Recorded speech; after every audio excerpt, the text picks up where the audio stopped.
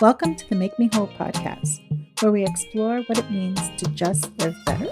I'm your host, Josette Rosado, a proud Latina and licensed therapist, bringing that unique perspective to the conversation. So whether you're looking to deepen your relationships, improve your mental health, or simply just find more joy, this is where you need to be.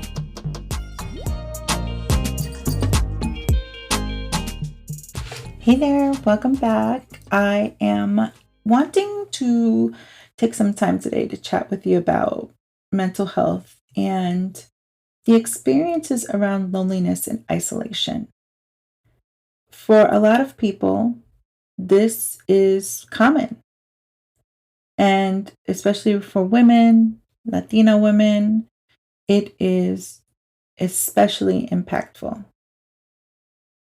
So, a little over a year ago, I was at a really dark place in my life where I felt that no one could understand exactly what I was going through.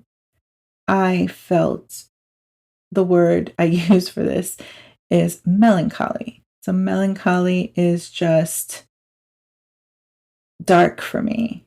I use the example of Maleficent. If you've ever seen Sleeping Beauty or the movie Maleficent, where she's just amongst all her demons in the dark, pissed off because she wasn't invited to Sleeping Beauty's presentation.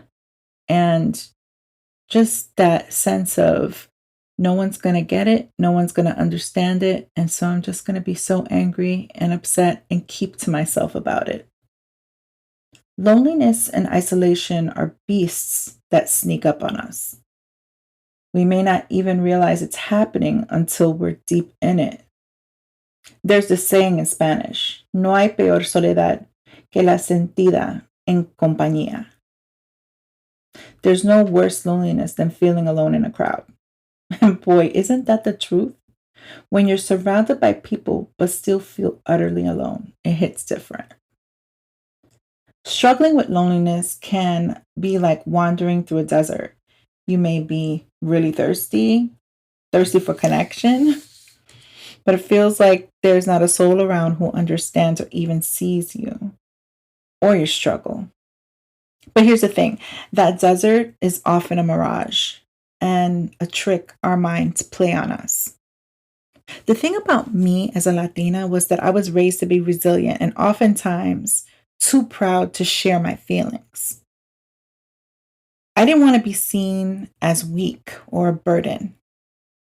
However, when we think that way, it can lead us down a path of isolation where we think that we're all alone in our struggles. And let me tell you this, it ain't weak to speak. We've all had those moments when we question our worth, when our self-esteem takes a hit. The reality is that everyone has insecurities.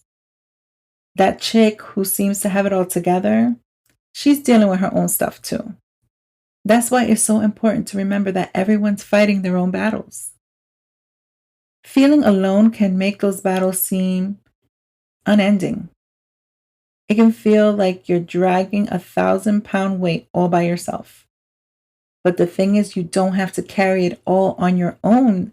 There's strength in reaching out and connecting with others. So what can we do when we feel isolated or lonely? Well, there's a few things you can take on to help. First, of course, is to reach out. And it might seem scary and you might feel like you're imposing, but trust me, most people are more than willing to lend a listening ear. And you know who those people are. Sometimes we're just not up for a chat, and that's okay too. In those moments, doing something that brings you joy can help. Listening to music, dancing around in your room, reading a good book. These little things can make a world of a difference to your mood. Exercise can also be a good tool to combat these feelings of loneliness.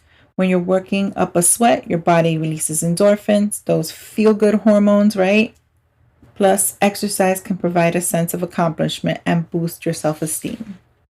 Another powerful tool is practicing mindfulness. When you're focused on the present, it's hard to feel lonely. Mindfulness brings you back to the here and now and helps you see things more clearly. Now, these tools are wonderful, of course, right? But there's one more thing that's really important to remember. Sometimes our feelings of loneliness and isolation are more than just passing.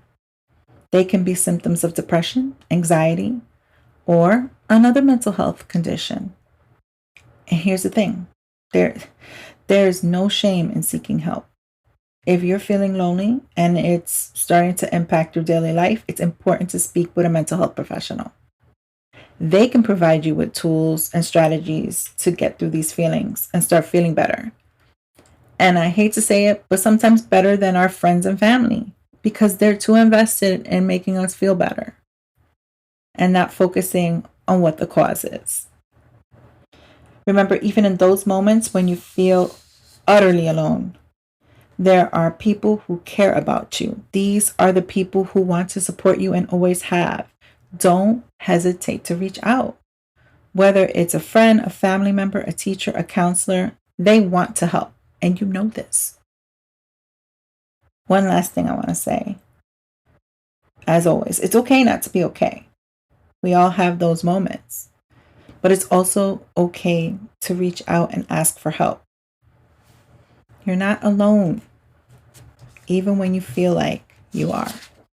To everyone who's listening right now, I want you to know this. Your feelings are valid. Your struggles are valid.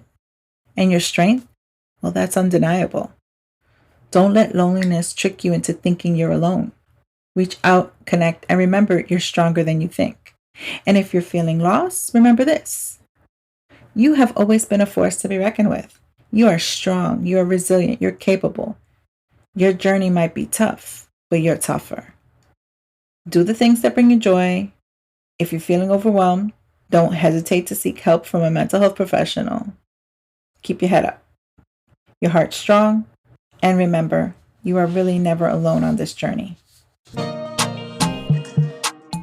Thank you so much for being here today and listening to the podcast. I hope you enjoyed the episode. Feel free to reach out to me via email at josette@mmwpodcast.net. You can also find us on Facebook, TikTok, and Instagram at Make Me Whole Podcast. Remember, complain less and do more, and I'll see you on the next one. Bye.